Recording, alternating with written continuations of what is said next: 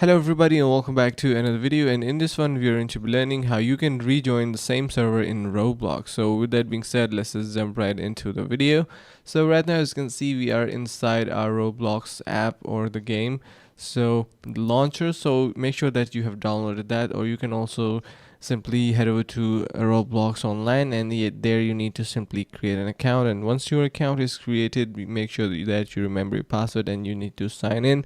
Once you sign up and sign it into your account, and let's say you were playing on a server, so here you can see I have Riot player. Simply click on login. Since I already have an account, I'm going to be clicking on login, and now I need to simply enter my password.